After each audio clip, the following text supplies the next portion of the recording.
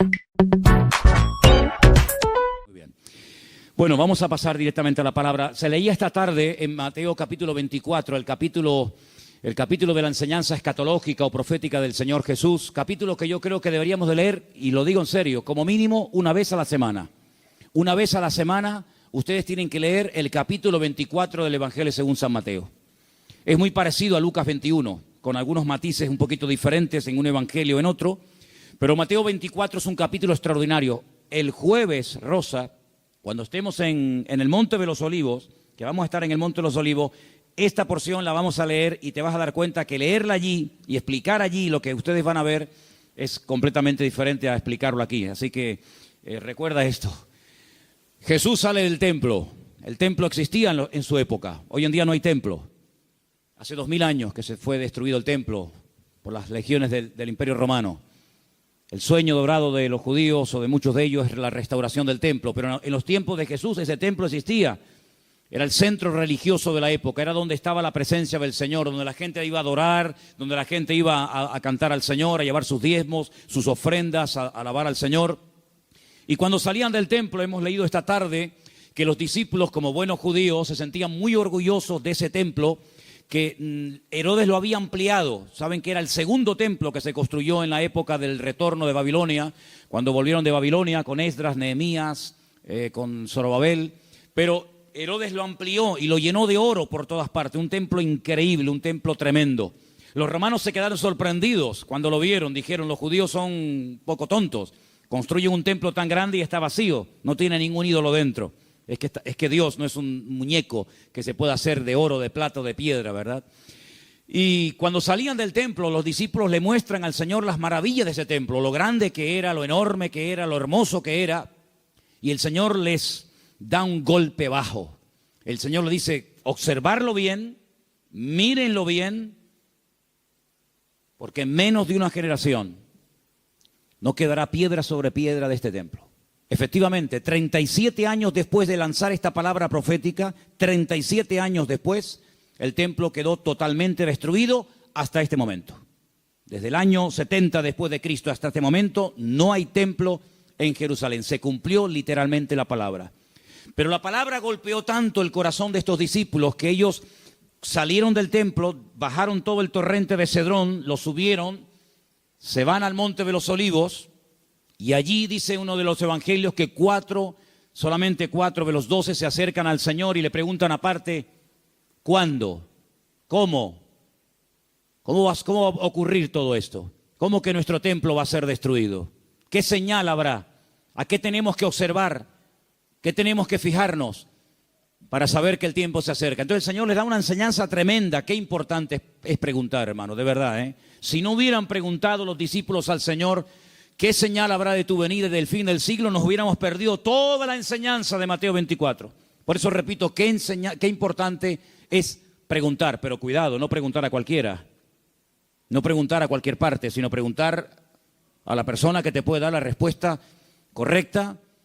Porque una de las señales que el Señor dice en este capítulo, y es algo que yo quiero en esta tarde hablar, es que tenemos que estar preparados porque una de las muchas señales de los últimos tiempos va a ser la proliferación de falsas doctrinas. Dice la Biblia, lo leíamos el jueves, que algunos llegarán hasta escuchar. Dice el Espíritu claramente que en los postreros días algunos apostatarán de la fe y escucharán a espíritus engañadores y ahí da una enseñanza tremenda. Entonces una de las señales de los últimos tiempos es que se enseñarán cosas extrañas. Por eso yo vengo ya semanas hablando y quiero volver otra vez a repetir, no porque no tenga otras cosas que decir, sino porque considero que hay que repetir las cosas que se enseñan y más cuando son de vital importancia. Y es que tenemos que orar y tenemos que estudiar la palabra para que tengamos una fe sana. Una fe sana, término que por cierto aparece en Tito capítulo 2, donde el apóstol Pablo dice, oye, tenemos que tener una sana doctrina, pero también tenemos que tener una fe sana. Cuidado, que hay gente que tiene una fe muy rara, ¿eh? Hay cristianos que cuando los oyes hablar, dice, sí, tiene fe, pero es una fe un tanto rara, un tanto extraña, una fe mística. Yo puse unos ejemplos unas semanas atrás, no sé cuántos de ustedes lo recordarán, Cuando algunos discípulos dijeron al Señor, Señor, no nos quisieron recibir. No nos han dado la bienvenida. ¿Tú quieres que oremos para que caiga fuego del cielo y lo destruya? Si Señor dice, alto, ¿qué estáis diciendo? ¿Estáis locos? Tenían fe, pero cuidado. La fe no es para destruir. La fe no es para hacer daño. La fe no es para orar para que caiga fuego del cielo. Dice, ustedes no saben bajo qué espíritu, bajo qué influencia espiritual están ustedes hablando. Que no. El apóstol Pablo, ¿os acordáis? Le decía a Timoteo, la fe que ahora tienes es una fe no fingida, es una fe sincera. Explicaba este término en Italia, sincera, ¿no? O sea que cuando traían los bloques de mármol, los mármol de Carrara, y comenzaban a construir los templos, las catedrales y los edificios, algunos de esos bloques de mármol venían con imperfecciones, venían con agujeritos, y claro, se veía feo. Cuando es un bloque no, pero cuando son tantos, entonces los rellenaban con cera, y parecía como que no había ningún defecto. Pero cuando daba el sol con fuerza contra aquellos bloques, se derretía la cera y se veía horrible. Decían, manden bloques sin cera, manden bloques sin cera, para que después cuando salga el sol no se quede esto de una forma tan fea y de tan mal aspecto, ¿no?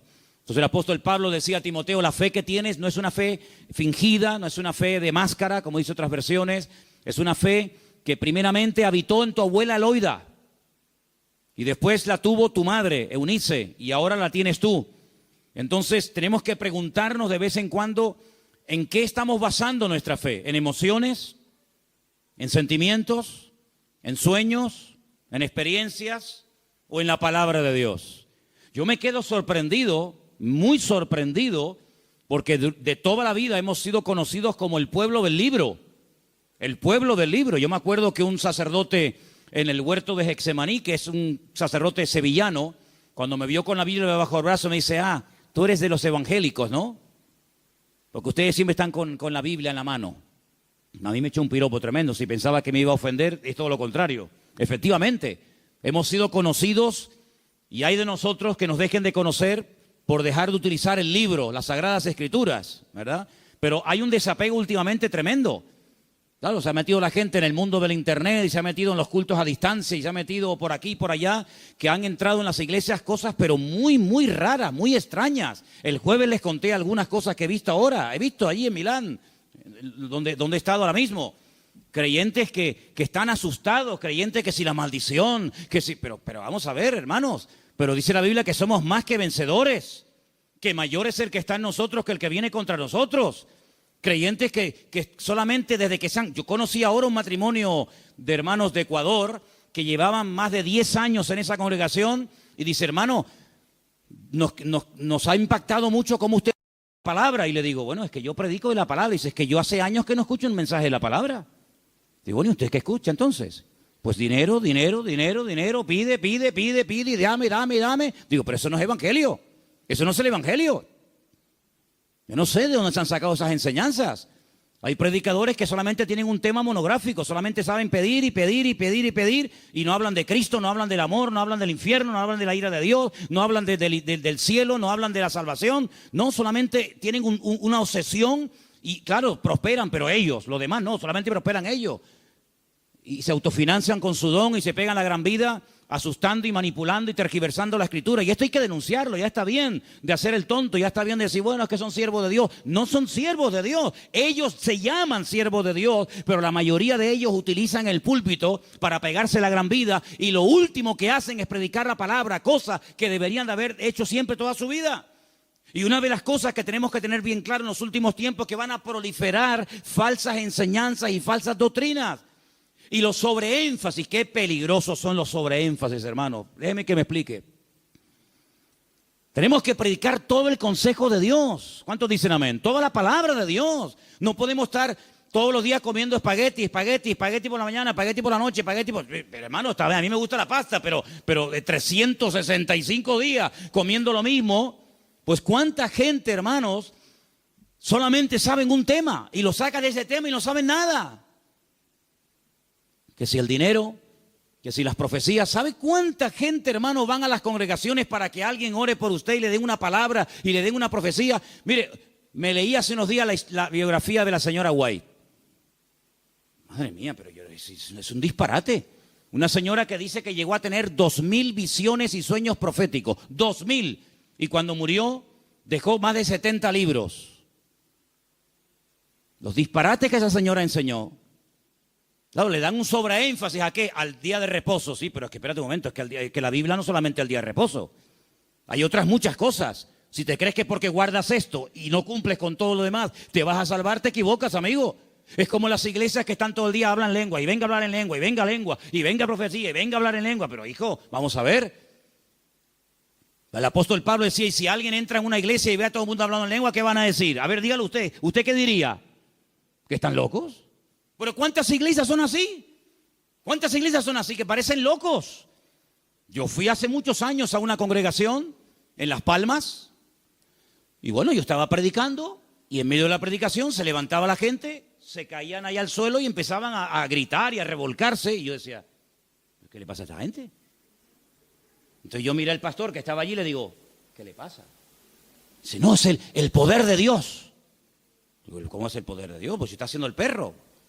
Estaba haciendo el perro. Y el otro en la esquina poniendo un huevo. Digo, ¿pero qué poder de Dios? La Biblia dice en Romanos 12 que el Señor es nuestro culto racional.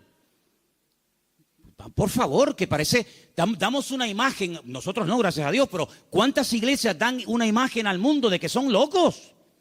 Y ya está bien, hermano, de callarnos, y ya está bien de decir, bueno, son así. No, son barbaridades que avergüenzan al evangelio.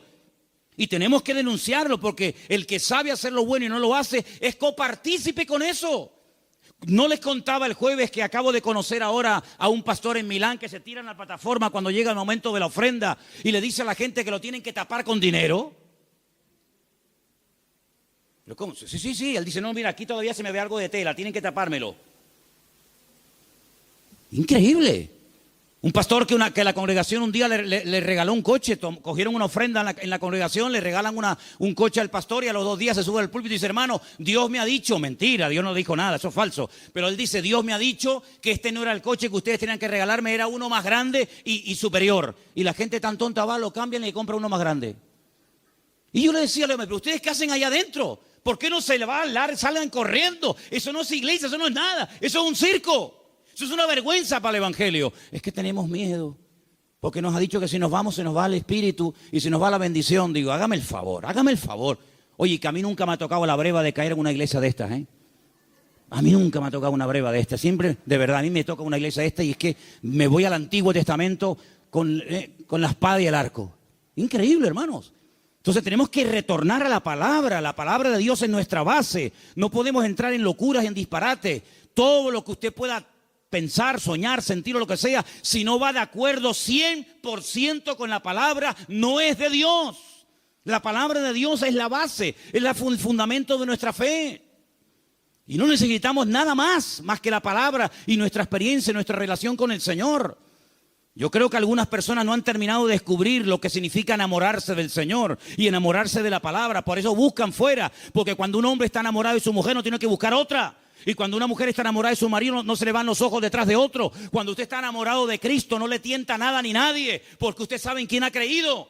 Y a mí me da la impresión de que hay mucha gente hoy en día en las iglesias que son religiosos, pero no han nacido de nuevo, porque la persona que nace de nuevo no hace estas barbaridades, porque ofende al Señor.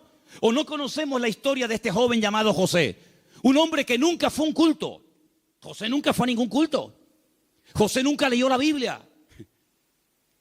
Pero José un día tuvo un momento en el que fue tentado y él dijo, yo no puedo hacer esto porque pecaré contra mi Dios. Y uno dice, pero ¿cómo sabía este hombre que eso era pecado? Porque él tenía comunión con el Señor. Y cuando una persona tiene comunión con el Señor y conoce al Señor, sabe lo que le agrada y lo que no le agrada al Señor, aunque no lo hayas leído. Porque el Espíritu Santo que mora en ti te da testimonio de que eso es o no es la voluntad del Señor. ¿Cuántos dicen amén? Entonces hay que retornar a la Biblia, hermanos. Claro, hay gente que se atiborra de libros y venga libros. Hermano, este es el libro que Dios nos ha dado. Escudriñar las Escrituras, dice la Biblia, porque ellas son las que dan testimonio de mí. Y mire, hermano, yo antes de irme para Italia les comentaba de aquellos 10 leprosos, ¿acordáis? Aquellos 10 hombres que bajaron de las montañas porque tenían fe, pero momento. Yo les dije a ustedes, y espero que no hayan olvidado esa enseñanza, porque para mí es de vital importancia. Ellos tenían fe, por eso bajaron de la montaña. Ellos tenían fe, por eso clamaron al Señor. Pero el Señor no los sanó así instantáneamente, sino que el Señor les dijo, id y mostraos a los sacerdotes. Ellos no sintieron nada, ellos no vieron nada, ellos seguían estando leprosos, pero ellos en obediencia se ponen a caminar y mientras caminan, automáticamente se produjo el milagro. Por eso, ¿se acuerdan cuando yo les dije que fe más obediencia es igual a la bendición de Dios? Por eso hay gente que tiene fe, pero no crecen, no maduran, porque es una fe a veces extraña, envenenada, contaminada, porque han estado en tantos sitios que, permítame la expresión, tienen un potaje en la cabeza. Pero cuando usted conoce al Señor y a su palabra, y usted tiene una fe sana, bien encaminada en las cosas del Señor, usted sabe que la fe, si no tiene obras, y la fe si no obedece al Señor, no sirve de nada. ¿Cómo usted va a pretender con la fe que tiene viviendo en desorden, sin poner en práctica los mandamientos del Señor? Que Dios le bendiga. Primeramente tendrá que ponerse en orden para que el Señor pueda hacer maravillas en su vida. ¿Y cuántos creyentes en las iglesias son una cosa aquí y fuera son otra? Sí, tienen fe, pero el testimonio que dan es pésimo. Bendito sea la palabra cuando el Señor dice a través de la boca de Pablo, no me avergüenzo del evangelio, porque es poder de Dios. Espero que el evangelio no tenga que arrepentirse y no tenga que avergonzarse de la conducta que está llevando fuera. Porque aquí todos somos muy buenos, aquí todos levantamos las manos, o el que quiera, y aquí todos somos muy santos. Pero, ¿y por fuera? Porque a mí de qué me sirve que vengas aquí, gloria a Dios y aleluya, si luego en la calle eres un desorden y vives en pecado, estás viviendo en adulterio, estás viviendo en fornicación, tienes un mal testimonio en la familia. No, tienes que plantearte tu relación con Dios. ¿A qué vienes aquí? ¿A cambiar o a qué? ¿A fichar como en un trabajo? No, fui al culto. Sí, fui al culto porque te entró por aquí y te salió por ahí, porque no ha habido cambios en tu vida. Esta es una iglesia donde queremos que la gente venga, gloria a Dios, sí, pero que vengan a cambiar. Y que sepan que aquí no vamos a estar con tonterías ni con experiencias extrasensoriales, sino que aquí te vamos a llevar a la palabra. Y la palabra te va a hablar y el Espíritu va a hablar a tu corazón. Y en cuanto veamos cosas extrañas que no son de Dios, pues te las tendremos que decir. Y claro, algunos esta cosa no lo entienden y dicen, no, es que aquí no hay amor. Bueno, si usted entiende el amor, que le vamos a decir lo que usted quiere oír, evidentemente aquí no lo va a encontrar. Aquí le vamos a decir lo que dice la palabra. Y los que estamos, los que vienen, se adaptan a lo que hay, y si no, pues que el Señor le bendiga y que le lleve a otra iglesia. Pero aquí no vamos a ceder ni un milímetro por agradar los oídos, por tener mucha gente, porque si tener mucha gente significa bajar el listón de la santidad de Dios, amigo, hasta ahí hemos llegado. La palabra dice que sin santidad nadie verá al Señor. Me da igual si es fulanito de tal, don fulano de tal. Sin santidad nadie verá al Señor. Es que yo canto, que me da igual. El diablo canta mejor que nosotros. Sin santidad nadie verá al Señor. ¿Qué es santidad? Vivir como Dios manda. Es que yo no quiero vivir como Dios manda. Pues a ver lo que haces. A ver lo que haces. Porque tarde o temprano te vas a sentir confrontado con la palabra. Claro, la carne siempre te va a decir que no pasa nada. ¿No se lo dijo Satanás a Eva? ¿Qué le dijo Satanás a Eva? ¿Por qué no comes? Y dice, porque Dios me ha dicho que si como muero. ¿Y qué le dijo Satanás? No, eso no es así.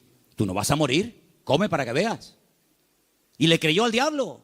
¿Y cuántas veces creemos que Dios está equivocado, que es injusto con nosotros, cuando la palabra del Señor nos dice que en los últimos tiempos el enemigo va a ser tan sutil que muchas veces le va a permitir a la gente tener esa falsa seguridad de creer que estoy en desorden y en pecado, pero Dios me va a bendecir igual? No, mi amigo.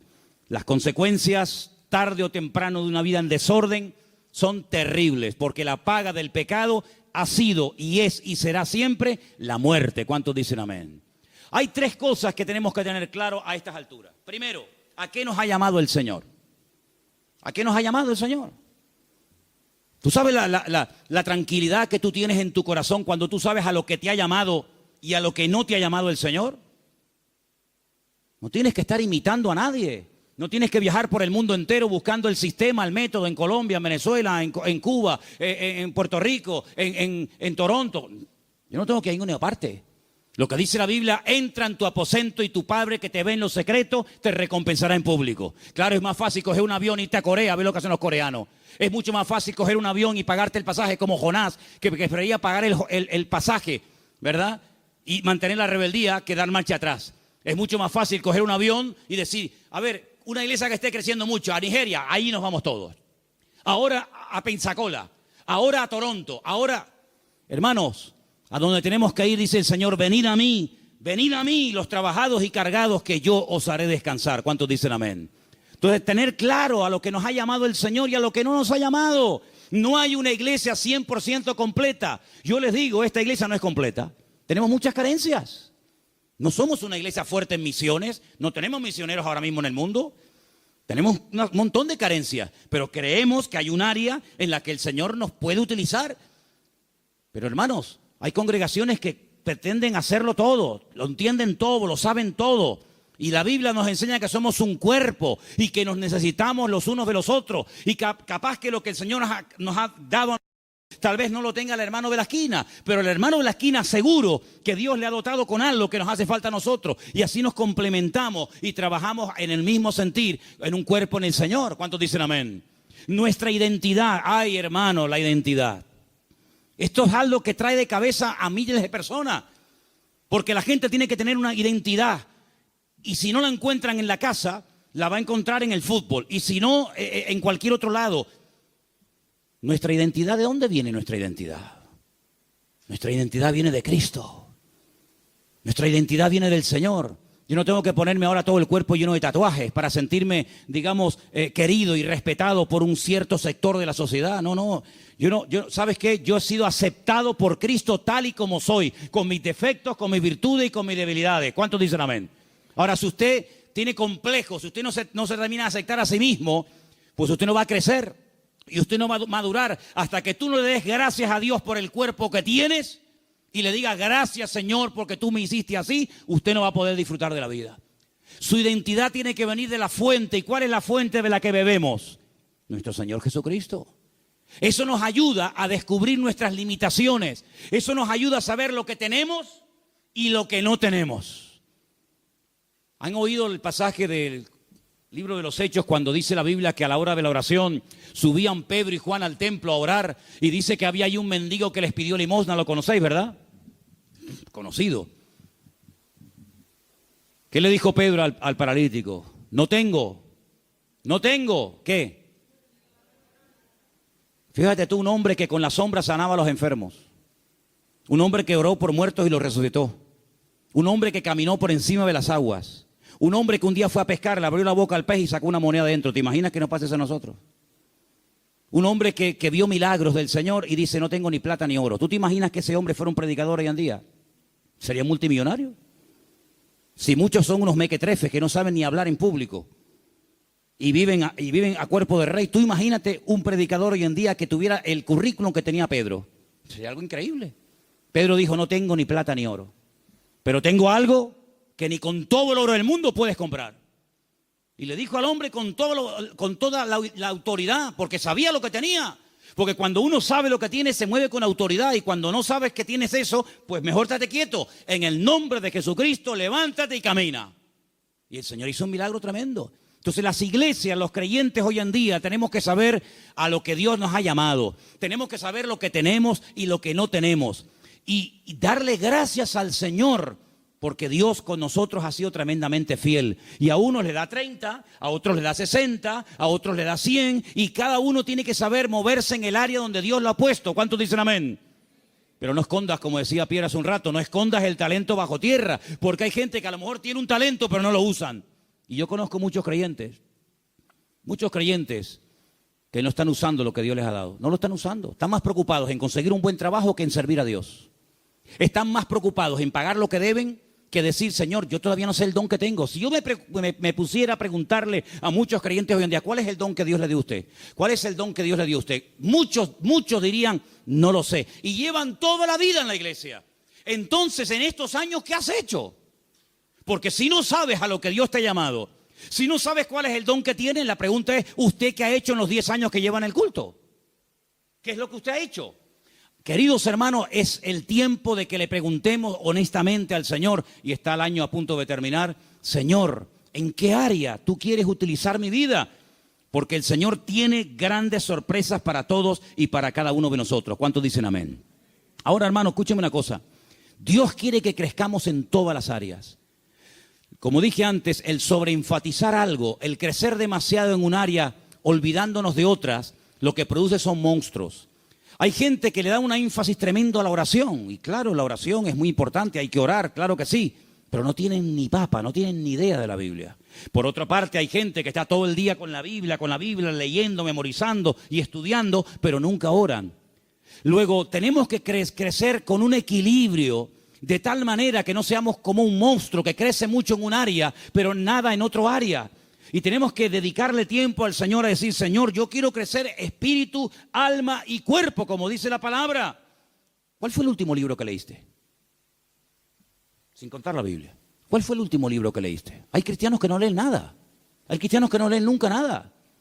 ¿Y cómo van ustedes a contactar? ¿Y cómo van ustedes a evangelizar? ¿Y cómo van ustedes a dialogar con personas del mundo que no leen la Biblia, sino que leen y están preocupados con otras cosas? Si tú no estás puesto en lo que el mundo habla y comenta, ¿cómo vamos a alcanzarlos si no saben ni por dónde empieza una conversación, ni por dónde termina? Hay gente que no trabaja, ni estudia, ni hacen nada. Y son las víctimas y son las personas más propensas a caer en desánimo, en depresión y en pecado. Una vez leí un refrán, no es bíblico, pero decía algo así como: Satanás busca a una persona desocupada para darle una ocupación. Grandes hombres de Dios a lo largo de la historia no cayeron en el campo de batalla mientras servían al Señor.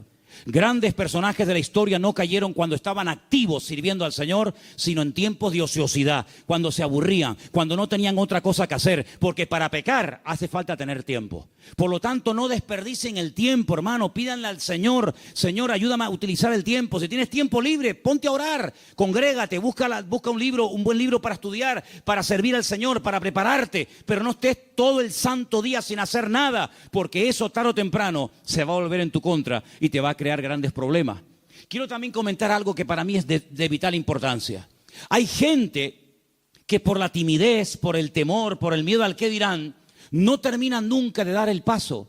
Y déjame que te diga que hay una mujer en la Biblia que tenía un tesoro increíble, lo quería consagrar, lo quería entregar al Señor, pero no fue de utilidad su tesoro, no fue de bendición lo que ella tenía, hasta que rompió el vaso de alabastro y ungió con ese perfume al Señor, y dice que toda la casa se llenó del olor del perfume. ¿Cuánto tiempo hace que no caes quebrantado en la presencia del Señor? Hay gente que tiene los ojos muy secos, hace tiempo que no lloran, que no se quebrantan en la presencia del Señor. Viven secos como palos, como aquel valle de huesos secos, que dice que eran muchos, pero estaban secos, no había vida, no había espíritu en ellos. Y le dice el Señor a través del profeta Ezequiel: profetízale a los huesos, háblales a los huesos. Dice que cuando entró el Espíritu de Dios en ellos, se convirtieron en un gran ejército. No seas un hueso seco en un culto, no seas un hueso seco, escucha que te escucha, pero nunca compartes la bendición, nunca abres tu corazón a otras personas que están igual o peor que tú en un momento determinado. Pídele al Señor antes de que finalice el año, que está ya, como quien dice, a la vuelta de la esquina, poder ganar almas a los pies de Cristo. ¿Cuál fue la última persona que ganaste para Cristo? Yo estoy seguro, no lo voy a preguntar, porque no quiero que te sientas mal. Bueno, sí quiero que te sientas mal. Sí. No, que si no sería falso. Sí quiero que te sientas mal. ¿Cuántas almas has ganado para el Señor en este año? ¿10? ¿5? ¿1? No has ganado a nadie este año. Si yo no gano ni un alma para Cristo en un año, yo me muero. Le diría al Señor: Señor, llévame contigo. Ya mi ministerio se secó. Ya se secó. ¿Sabe lo que pasar 365 días? Viajar, comprar, ir de vacaciones, disfrutar de la vida, de lo que tienes, trabajar, estudiar y no ganar ni un alma para Cristo. Eso se llama esterilidad, amigo. ¿Y cuántos creyentes son estériles? ¿Cuántos creyentes son estériles? No han tenido el privilegio de llevar ni a uno en 365 días a los pies de Cristo. ¿Cuántas Biblias has repartido este año? ¿50? ¿25? ¿10? ¿Ninguna? ¿Cuántos folletos has repartido este año para invitar a alguien a un culto? Hablarle del Señor. Esa es nuestra realidad. Esa es la realidad del pueblo de Dios. Por eso cuando me dicen, hermano, ¿por qué hoy en día no hay tantos milagros como hace 2000 años? Es que es normal. Porque el nivel de consagración y de compromiso del creyente del siglo XXI no tiene nada que ver con el creyente de los primeros siglos de la era cristiana. Aquella gente vivía para y por Cristo. Estaban obsesionados con el Señor. Hoy en día es muy, muy, muy difícil encontrar a uno en una iglesia que tenga las ideas claras, que dedique tiempo a la semana, 1 hora a la semana, un par de horas a la semana, para decir, ahora no voy a trabajar, no voy a ni móviles, ni internet, ni nada, sino voy a salir a la calle a ver si el Señor me pone a alguien en el camino, voy a evangelizar a un chico en el parque, a una señora que esté por ahí caminando. Es muy difícil encontrar a jóvenes, incluso hoy en día, obsesionados por Cristo. Yo le decía hace poco a un pastor, en mi época, cuando yo me convertí al Señor, todos los jóvenes en mi iglesia solamente queríamos una cosa, ir a la escuela bíblica, prepararnos y servir al Señor. Esa era la obsesión. Llegamos a ser hasta criticados. Algunos de la congregación decían, pero ¿ahora qué pasa? ¿Que todo el mundo se quiere ir al seminario y prepararse para servir al Señor? Hasta recibimos crítica en aquellos tiempos.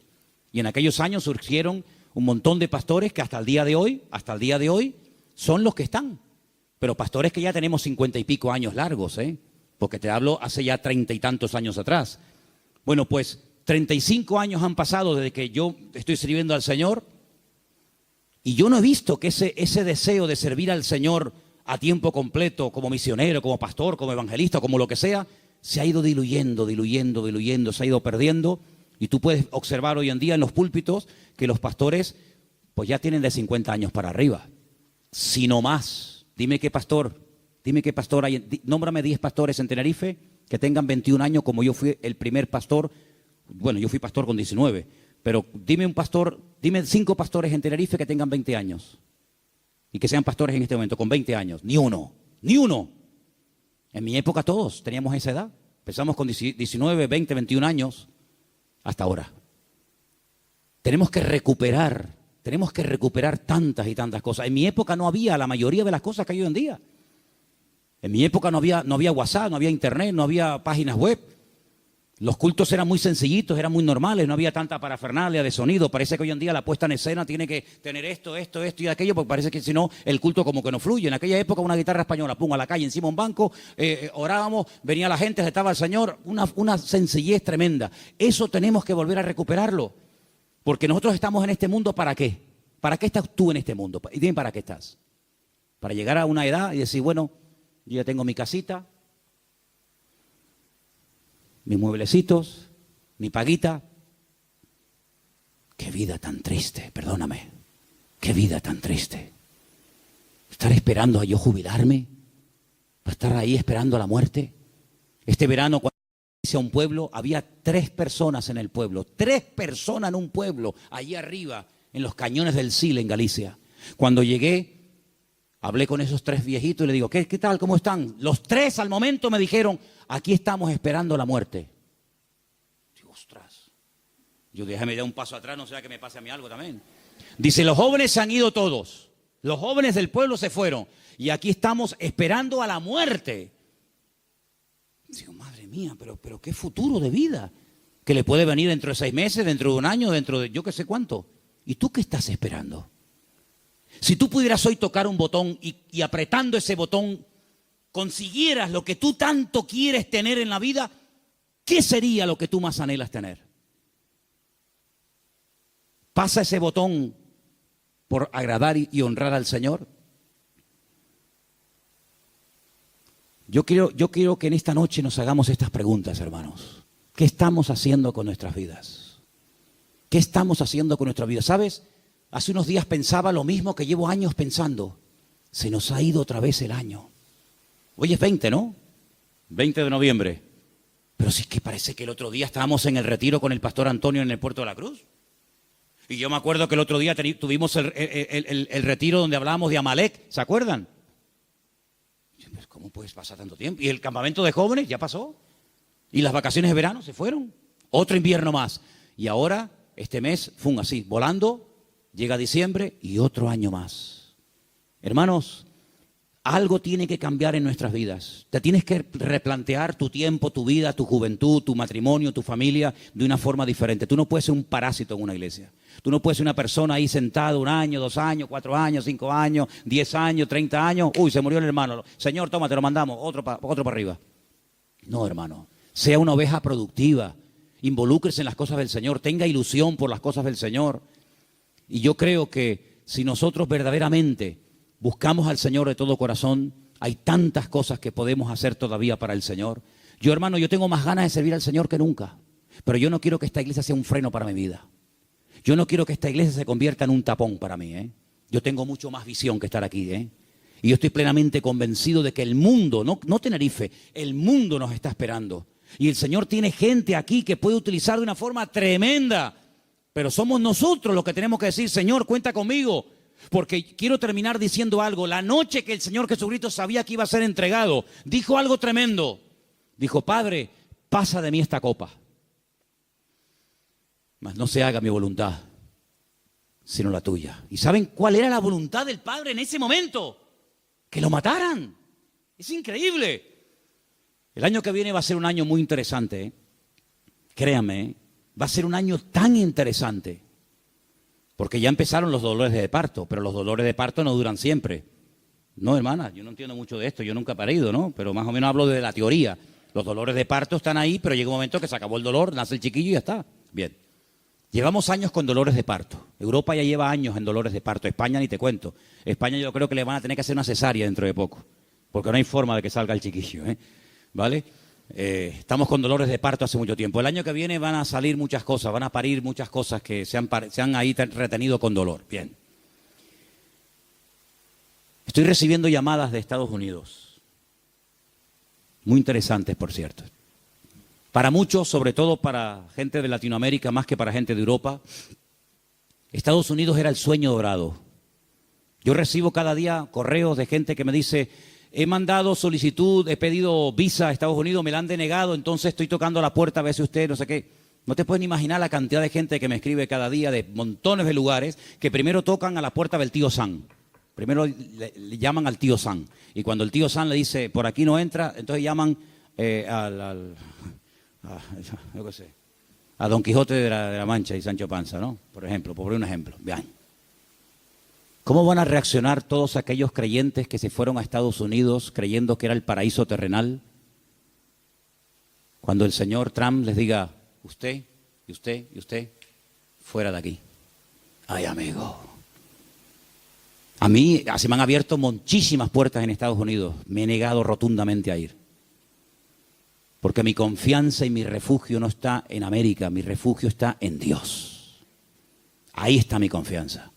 Y el libro de Proverbios dice, más vale bocado seco y en paz. ¿Eso qué? Un cacho de pan, pero con la bendición de Dios. ¿Se puede tener un trozo de pan con la bendición de Dios? Sí, claro. ¿Y se puede tener abundancia sin la bendición de Dios? Tan claro, por supuesto. ¿Qué te crees? ¿Que toda abundancia viene del cielo? Ay, amigo. ¿La bendición que es solamente tener o la bendición pasa por ser? Cuidado con eso. ¿Cómo van a reaccionar tantos y tantos que se fueron a América creyendo que aquello era el paraíso terrenal, que ya por fin el sueño dorado se había cumplido y que ahora le digan, vuélvanse a su tierra? Ay, amigo. Ha llegado el momento, hermanos, si no lo veis, lo vais a terminar viendo y entendiendo. Ha llegado el momento que todos los creyentes del mundo, en el único en el que nos vamos a poder refugiar, como siempre ha tenido que ser así, pero parece que se ha olvidado, es el Señor nuestro Dios. Él es nuestro pronto auxilio en las tribulaciones. Me llaman hermanos de Estados Unidos, ya han empezado las pintadas en iglesias evangélicas de hispanos diciéndole, váyanse a su tierra. No te puedes ni imaginar cuántas. Claro, eso no sale en las televisiones. Incluso persiguiendo ya a algunos judíos. Fíjate tú, el país del mundo donde más judíos hay, más que en Israel, es en Estados Unidos. Y ya muchas sinagogas están vendiendo en Nueva York, en New Jersey, en muchos lugares, porque ya están metiéndose con los mismos judíos. Pero es que todo eso está profetizado, hermanos. Todo eso está escrito. Que cada uno tendrá que volver a su lugar de origen. Y allí el Señor va a entrar en juicio con cada uno de nosotros. Así que el único escondedero, el único refugio va a estar en nuestro Dios. Nuestro refugio es el Señor Dios Todopoderoso. No es un país, no es una nación. Mire, si usted consigue aquí el mejor trabajo del mundo y gana miles de euros, pero usted no tiene la bendición de Dios sobre su vida, lo que usted tiene se va a volver en su contra. Porque he conocido a muchas personas que lo que buscan es una salida económica, un bienestar material, pero usted lo que tiene que buscar es la voluntad de Dios. Porque teniendo la voluntad del Señor, estemos donde estemos, el Señor está a nuestro lado. Ahora, si usted cree que el Dios de Estados Unidos es más grande que el de Garcilaso de la Vega, coja el pasaje y váyase mañana sin falta. Pero el Dios de allá es el Dios de acá y es el Dios en todas partes. Y Él es galardonador de los que le buscan. Nuestra confianza no está en los países, no está en los gobiernos. Nuestra confianza está única y exclusivamente en nuestro Dios. En el Dios que nunca nos ha fallado, el Dios que ha dicho estaré contigo todos los días hasta el fin del mundo, y el Dios que nos va a enseñar a vivir por fe. Nos va a enseñar a vivir por fe. Ya nos está enseñando hace años el Señor, por lo menos a nosotros, a vivir y depender solamente por fe del Señor. Porque yo creo que esa es la vida que el Señor tiene diseñada para todos y para cada uno de nosotros. Ahora, si usted quiere ser un señorito en el reino de Dios, amigo, si tú quieres ser un señorito, y no remangarte nunca las manos y poner tu mano en el arado y servir al Señor, hermanos, las lecciones se aprenden por las buenas o se aprenden por la humillación. Y yo creo que el Señor hace mucho tiempo nos está hablando a todos y a cada uno de nosotros. No se afanen tanto, no se afanen tanto. Inviertan más tiempo en la oración, inviertan más tiempo estudiando la palabra. Hay algunos de ustedes que no tienen tiempo ni para orar. Algunos me han dicho en alguna ocasión, ay, es que yo voy a la cama tan rendido que hago, Señor, bendito sea tu nombre. Amén. No, duermen en paz, la verdad es que duermen en paz, pero hermano querido, busque a Dios, busque a Dios. Hay mucho camino por recorrer, muchas cosas por hacer. Usted no puede dedicar más tiempo a lo material que a lo espiritual. Por favor, estamos invirtiendo el orden. Si usted dedica más tiempo a lo material que a lo espiritual, aquí está fallando algo. Yo creo que el Señor nos está llevando a un punto y el año que viene va a ser un año muy, muy importante en la historia de la iglesia, en todas partes del mundo, y el Señor nos está llevando a un compromiso, a una entrega, a una seriedad. Muchos no aguantarán la prueba, yo también se lo digo de paso, hay algunos que están aquí que el año que viene no podrán estar más. Porque no aguantarán la prueba, porque la Biblia nos enseña que los últimos tiempos van a ser tiempos peligrosos, tiempos difíciles. Pero si usted aguanta y se agarra al Señor, el Señor le va a bendecir. Y usted va a ver la gloria del Señor en su vida. Pero no busque salidas fáciles. Busque al Señor y lo que el Señor le diga, ni más ni menos, es lo que usted tiene que hacer. ¿Cuántos dicen amén? Vamos a orar, hermanos, por favor. Cierre sus ojos ahí donde está. Plantéese esto seriamente, por favor. Plantéese esto seriamente delante del Señor. ¿Qué estoy haciendo con mi vida? ¿Qué estoy haciendo con la vida de mi familia? ¿A dónde los estoy llevando? ¿A qué se están dedicando? ¿Cuáles son las prioridades, los objetivos, las metas en nuestra casa? Tener, trabajar, comprar, trabajar. Hermanos, que somos hijos de Dios, que no somos gente del mundo como los gentiles, que dice que se afanan y pelean por esas cosas. Dice la Biblia que nuestra búsqueda tiene que ser diferente. Que el Señor nos indica que tenemos que buscar primeramente el reino de Dios y su justicia. Y muchas de las cosas que vendrán por añadidura, dice la Biblia. Créame, vendrán. Claro, hay gente que nunca ha visto que le vienen por la añadidura porque no buscas el reino de Dios. Entonces, como no buscas, tienes que buscar tú la añadidura. Pero ha llegado el momento en el que el Señor nos está mostrando que tenemos que doblar la guardia, que vienen tiempos difíciles. Hermanos, les digo algo, se lo dije el jueves con todo respeto. Dele gracias a Dios por la enseñanza que usted ha recibido en estos años, porque hay tantas barbaridades, tantas locuras que se están enseñando desde los púlpitos llamadas iglesias evangélicas, que uno se cae de espalda, hermano. Uno siente hasta vergüenza ajena de las falsas doctrinas, de matrimonios destruidos, de pastores que, bueno, hermano, de verdad, mire, esto daría horas. Vamos a pedirle al Señor, Señor, danos ese amor por ti, por tu palabra. Volvamos al libro, volvamos a las Sagradas Escrituras. Señor, en esta noche queremos pedirte que tú nos ayudes a esforzarnos más por tu reino, a no estar tan afanados, tan estresados, tan preocupados por lo material, Señor. Señor, tú nos has enseñado un modelo de vida diferente. Tú nos has enseñado a depender de ti. Tú nos has enseñado, Señor, a creer en tus promesas, en tu bendita palabra. Y yo te pido, Señor, en el nombre bendito de Jesús, que nos ayudes a aprender las cosas de buena manera, a ser adoradores en espíritu y en verdad, a ser estudiantes serios de tu palabra, Dios mío, que no nos atraigan las cosas de este mundo. Señor, que podamos marcar una diferencia en este mundo enfermo que te ha dado la espalda hace tanto, tanto tiempo, Señor. Levanta jóvenes de esta iglesia con pasión, con fuego, por las almas perdidas, Señor. Verdaderamente a familias enteras que decidan servirte. Familias enteras, que la prioridad en su vida sea buscarte a ti por encima de todas las demás cosas. Quita de nosotros el afán, Señor, el miedo al futuro, el miedo a lo que va a pasar, Señor.